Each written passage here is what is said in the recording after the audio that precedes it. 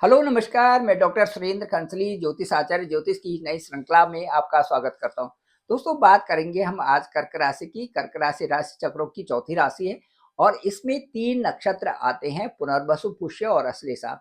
अब इन नक्षत्रों के अनुसार इनकी अलग-अलग जो है व्यवहार और उसी तरह से इनका स्वभाव बनता है। चलिए देखते हैं कि जो पुनर्वसु, पुष्य और अश्लेषा जो तीनों नक्षत्र हैं, किस तरह से इस राशि को प्रभावित करते हैं। तो ये पुनर्वसु नक्षत्र है, इसमें ये लोग बड़े एक तो ऑप्टिमिस्टिक होते हैं, पॉजिटिव आउटलुक इनका होता है और ये जो लोग होते हैं ये चैलेंजेस को फेस करने वाले होते हैं और उसके साथ-साथ में इनका शार्प इंटेलेक्ट होता है, करियर की फील्ड में बहुत आगे पहुँचते हैं, सक्सेसफुल होते हैं, रिलेशनशिप बहुत अच्छे होते हैं, फैमिली वैल्यूज़ को समझने वाले होते हैं और कई तरह से स्ट्रॉन्ग इंटेलेक्ट होने के नाते ये अपनी कम्युनिटी में भी बहुत आगे जाने वाले होते हैं। इसके साथ-साथ यदि पुष्य नक्षत्र की बात करते हैं, तो पुष्य नक्षत्र में जो जातक पैदा होते हैं, ये पर्सनल ग्रोथ इनकी बहुत अच्छी होती है, फैमिली बॉन्ड्स बहुत अच्छे होते हैं, स्पिरिचुअलिटी का जो इनका ग्राफ होता है, बहुत अच्छा होता है, डिसीजन मेकिंग होते हैं, सक्सेस होते हैं लाइफ में, केयरिंग होते हैं और उसके साथ हम कह सकते हैं कि वाइज़ जो कंपैशनेट होते हैं और उसके साथ-साथ में स्पिरिचुअल जो ग्रोथ होती है इनकी अच्छी होती है। आर्टिस्टिक और म्यूज़िकल फ़ील्ड में भी आगे होते हैं। फैमिली वैल्यूज़ को बहुत अच्छा समझते हैं और इमोशनली भी बहुत ज़्यादा ये अटैच्ड होते हैं। इसके बाद यदि बात करते हैं अश्लेषा नक्षत्र की, तो ये वेल मैनर्ड होते हैं, तर्कशीलता इनमें बहुत होती है, बहुत प्रभावशाली होते हैं। और इसके साथ-साथ में इनका जो ब्रिलिएंट होते हैं ये और क्विक विटेड होते हैं, एक्सप्रेसिव होते हैं और इसके साथ-साथ में सेंस ऑफ स्पिरिचुअलिटी सुपीरियरिटी इनके साथ में होती है। उसके साथ-साथ फ़ाइनेंशियल जो ऑब्स्टेकल्स आते तो हैं, लेकिन कई बार ये ऐसा महसूस करते हैं कि इनको जीवन में आगे बढ़ने के लिए मेहनत करनी है और जब मेहनत करते हैं तो ये इनका बिज़नेस माइंडेड भी ये हो जाते हैं और इंटेलिजेंट होते हैं और कई प्रकार से समाज में उन्नति करके बहुत अच्छी स्टेटस को भी प्राप्त कर लेते हैं। ये है कर्क राशि और कर्क राशि के में जो नक्षत्र आते हैं पुनर्वसु, पुष्य और अश्लेषा और इनके 9 चरणों से ही यह राशि बनी हुई है। अब जो अश्लेषा नक्षत्र है उनके जो लॉर्ड हैं वो बुध हैं। पुष्य नक्षत्र जो है इनके लॉर्ड जो है शनि हैं और पुनर्वसु नक्षत्र जो है इनके लॉर्ड हैं देवगुरु बृहस्पति।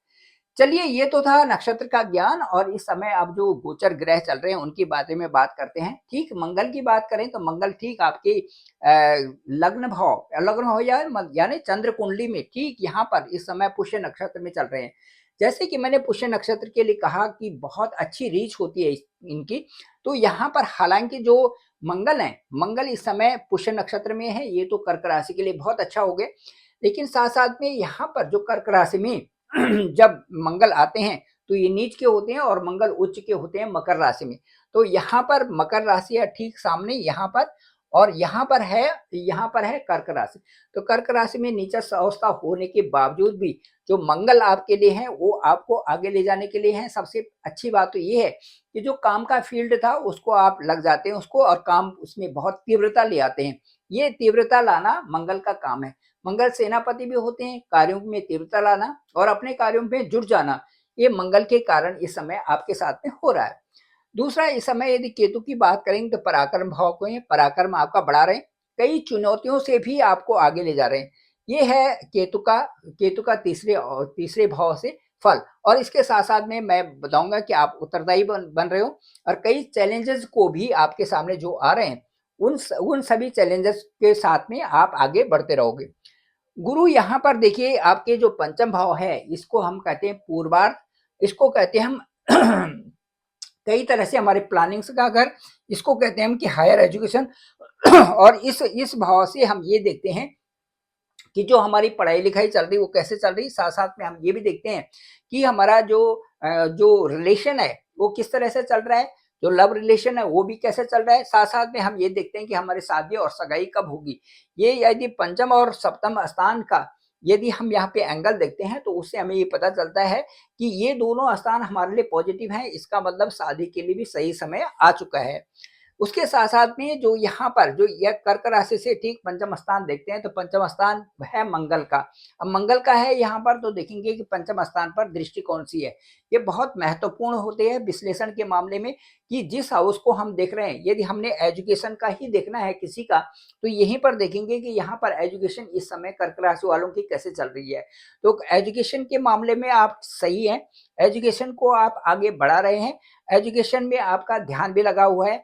क्यों है? क्योंकि यहाँ पर कर्क राशि से सीधे यहाँ पर गुरु देखते हैं, तो गुरु की यहाँ से देखिए नजर कैसे है, 1 2 3 4 5 6 7, 7 दृष्टि जो सीधे-सीधे दृष्टि होती है, तो इसलिए गुरु की दृष्टि जो आपके पंचम स्थान में है, ये आपके सारे कार्यों को, चाहे वो संतान से संबंधित हो, संतान कंसीव से संबंधित हो, संतान की किसी तरह से भी चिंता से संबंधित हो, या संतान का किसी प्रकार से हायर एजुकेशन से संबंधित हो, या आपकी प्लानिंग से संबंधित हो, आपकी सगाई शादी से संबंधित हो, ये सब चीजों में यहाँ से गुरु की दृष्टि यहाँ पर पड़ रही है। इसका मतलब इन सब कार्यों को जिनको मैंने अभी गिनाया है, उन कार्यों में आपको सक्सेस मिलेगी, सफलता मिलेगी।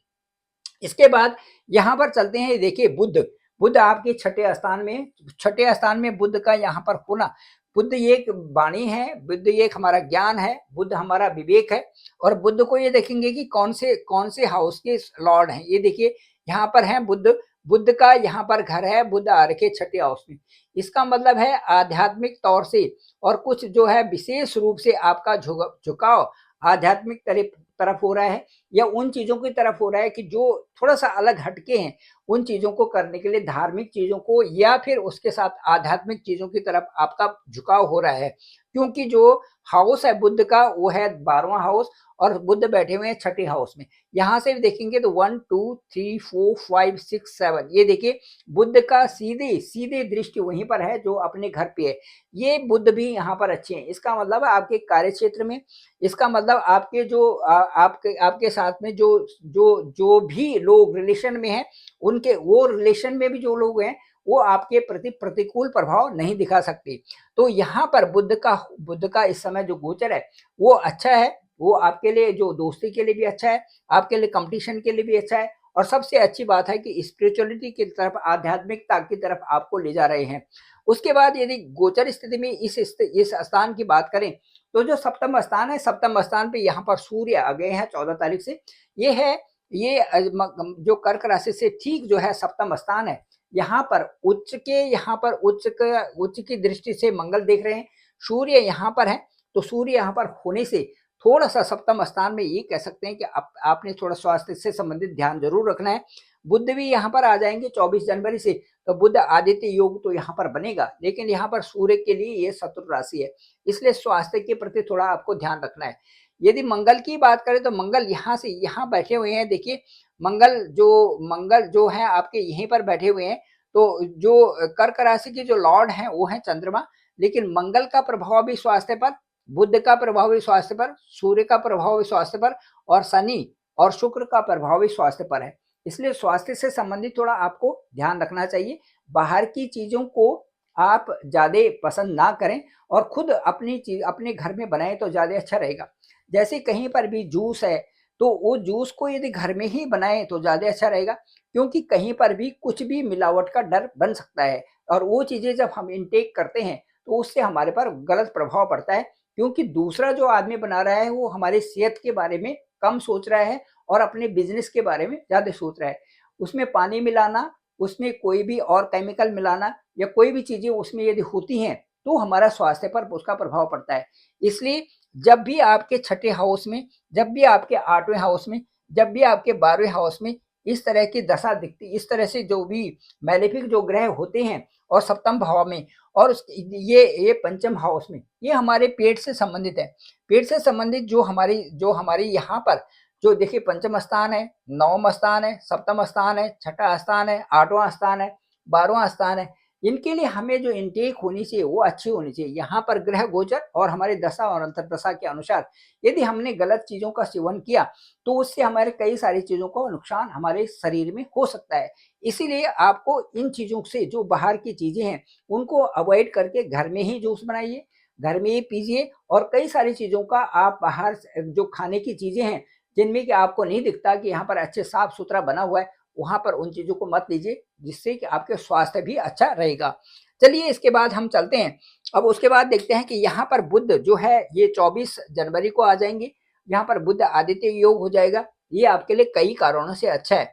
साथ-साथ में जो आपकी फैमिली है, फैमिली को जो आपका जो वैवाहिक जीवन है, उसमें भी यहाँ पर सूर्य के आने से थोड़े बहुत उतार-चढ़ाव हो सकते हैं, लेकिन बुध के आने से यहाँ पर अच्छा-सा एक समन्वय बन जाएगा। यहाँ पर जो अष्टम स्थान है, यहाँ पर शनि है और शनि जो है यहाँ पर पूर्वा भाद्रपद नक्षत्र में यहाँ पर है। पूर्वा भाद्रपद नक्षत्र का मतलब है कि जो ये गुरु का नक्षत्र है, बहुत अच्छी बात है। शुक्र भी यहाँ पर है, शुक्र शनि और दोनों आपस में मित्र हैं, साथ-साथ में पूर्वा भाद्रपद नक्षत्र में चल रहे हैं। तो ये स्थिति यहाँ पर कई कारणों से आपके लिए बहुत अच्छी भी है, क्योंकि आपको घर संबंधी जितने भी चीज़ें हैं, उनका इस सब निपटारा होना संभव है, या कोई भी ऐसे कार्य चल रहे हैं जो कई दिनों से विलंबित थी, संपत्ति से संबंधित, उनका निपटारा होगा। पैसे आने की पूरी संभावनाएं बन रही हैं और उसके बाद यहाँ पर शुक्र आ जाएंगे ठीक 27 जनवरी को आपके भाग्य स्थान पे, भाग्य का उदय होगा। साथ साथ में यहाँ पैसे का भी आपका अच्छी ग्रोथ रहेगी और यहाँ पर आने से, शुक्र के यहाँ पर आने से कई सारी चीजों में आपके भाग्य में भी बदलाव आ रहा है और कई सारी चीजें आपको मिलने की संभावनाएं यहाँ पर से बन रही है। यहाँ पर इसी स्थान में राहु भी शतभिषा नक्षत्र में, शतभिषा नक्षत्र यहाँ पर राहु अपने नक्षत्र शतभिषा नक्षत्र में है और मुझे लगता है कि ये जो यहाँ पर जो नक्षत्र है, इससे इससे मुझे लगता है कि राहु आपके यहाँ पर जो मीन राशि में है, तो मीन राशि से संबंधित और अपने नक्षत्र में वहां पर बैठना, इसका मतलब है कि कोई लंबी उछाल आपके साथ में होने वाली है। मुझे लगता है कोई स्टेटस में आपका चेंज हो रहा है, चाहे आप व्यापारिक क्षेत्र में है, चाहे आप नौकरी के क्षेत्र में है, किसी एग्रीकल्चर क्षेत्र में है, मेडिकल साइड में है या टेक्निकल साइड में है, कहीं भी यहाँ से आपका बहुत अच्छा जो है ये ग्रोथ बनने वाली है। पॉलिटिकल क्षेत्र में भी है तो राहु यहाँ से ये बताता है कि उस क्षेत्र में आपको बहुत अच्छी उन्नति मिलने के पूरे आसार इस समय बन रहे हैं। ये देखिए आपका दसम स्थान है, दसम स्थान जो है आपका 1 अंक यहाँ पर लिखा हुआ है, इसका मतलब मेष राशि है। मेष राशि का मतलब है कि दसम स्थान में जो लॉर्ड हैं वो आपके बैठे हुए हैं, ठीक यहाँ पर चंद्र कुंडली के हिसाब से यहाँ पर पहले स्थान में कर्क राशि में। इसका मतलब है कि मंगल की जो इस समय पुष्य नक्षत्र में है, वो बारिश करने वाले हैं आपका समृद्धि के लिए। उस समय ये कई सारी चीजों के लिए आपके लिए पुष्ट वातावरण बना रहे हैं मंगल। अब यहाँ पर जाएंगे तो गुरु देखिए जुपिटर यहाँ पर है और जुपिटर जो है रोहिणी नक्षत्र में है, रोहिणी नक्षत्र में बहुत कंफर्टेबल वहां पर महसूस करते हैं। शुक्र का ये स्थान है और शुक्र के स्थान में गुरु है और गुरु के स्थान में यहाँ पर जो है राहु बैठे हुए हैं। तो बहुत अच्छा एक कॉम्बिनेशन बना हुआ है। साथ साथ में जो ये कह सकते हैं कि जहाँ पर गुरु हैं देखिए, ये गुरु है, ये यहाँ पर ये है और उसके बाद शनि देखिए, शनि यहाँ पर है, शनि अपने ही घर में है यहाँ पे। तो इस तरह से राहु और जो गुरु हैं, ये यहाँ पर जो गुरु के घर में राहु हैं और यहाँ पर जो है शुक्र के घर में यहाँ पर गुरु हैं। तो ये रोहिणी नक्षत्र में है, कई तरह से फायदे और मुझे लगता है कि जो लाभ की स्थिति भी आपके साथ में हो रही है, लेकिन खर्चे भी उससे साथ में चल रहे हैं, लेकिन फिर भी एक ग्रोथ बता रही है कि शुक्र का यहाँ पर होना, फिर दसम में होना, फिर 11th में होना, ये बड़ी ग्रोथ आपके लिए कम से कम जून तक के महीने के लिए आपके पैसों का भी चलता रहेगा। साथ साथ में यदि आपका चल रहा है कि भाई कैसे उसको आगे बढ़ाना है, क्या करना है, ये सारी चीजें आपके साथ में बिल्कुल प्लेटफॉर्म बनाई हुई हैं और उसी तरह से आपको उत्तरोत्तर इनकी प्राप्ति हो रही है। उत्तरोत्तर स्टेटस भी है, उत्तरोत्तर पैसे का भी ग्रोथ आपके साथ में बना हुआ है। ये देखिए इस तरह से ये बढ़ रहा है, ग्रोथ बढ़ रहा है, तो ये आपके लिए पैसे के लिए एक अच्छा ग्रोथ बना हुआ है। शुक्र का इस तरह से ट्रांजिट होना, आप इन हाउसेस में जो आपका 9वां भाव है, 10वां भाव है, 11th हाउस है, इनमें शुक्र का गोचर होना उत्तरोत्तर ये देखिए कि कर्म का ऊपर चढ़ना है, जो कि एक विशेष प्रकार से आपके लिए उन्नति के पूरे संकेत यहाँ पर मिल रहे हैं। तो इस तरह से जुपिटर का यहाँ पर होना, जुपिटर के यहाँ से यदि हम लेते हैं 1 2 3 4 5 6 7 8 9, ये जुपिटर को जो दृष्टि है आपके पंचम हाउस पे और सप्तम हाउस पे, जो कि ये बताता है कि इस साल आपके लिए कई सारे लोगों से आपका जो मेलजोल हो सकता है और आपकी अच्छी एक ट्यूनिंग हो सकती है। वो ट्यूनिंग आपके व्यापार क्षेत्र में भी आगे बढ़ाएगी और आपके जो अपने फ्रेंड सर्कल है, वो भी आपके इसमें फ्रेंड सर्कल भी आपकी कई तरह से प्रेज करेंगे और आपको आगे बढ़ाने का पूर्ण संकल्प उन्होंने ले लिया है। इस तरह से यहाँ पर आते-आते यहाँ पर देखेंगे आप कि यहाँ पर ये बुध है और यहाँ पर 3 अंक है। तो मुझे ऐसा लगता है कि यहाँ जो स्थिति है, यहाँ शनि है, शुक्र है, यहाँ बुध है, देखिए ये जो है रोग का घर है, यहाँ पर भी अष्टम भाव है, यहाँ पे शनि और ये शुक्र है, यहाँ पर मंगल है देखिए, और उसके बाद ये स्थान यहाँ पर जो ये स्थान है, ये मिथुन राशि का स्थान है, 3 अंक यहाँ पर है। बुध भी यहाँ पर देख रहे हैं, शनि से भी ये छठा भाव है, 1 2 3 4 5, ये देखिए 5, और उसके बाद ये कहेंगे मंगल यहाँ से जब यहाँ पर जाएंगे 21 जून को यहाँ पर जाएंगे तो शत्रु राशि में होंगे, तो 21 जनवरी को जब यहाँ पर जाएंगे तो शत्रु राशि में होंगे।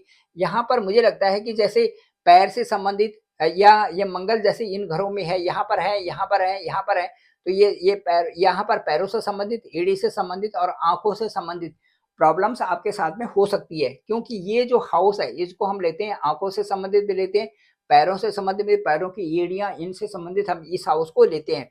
तो मंगल का जो ये प्रभाव है यहाँ पर होगा, इसमें आपने थोड़ा स्वास्थ्य का ध्यान तो जरूर रखना है।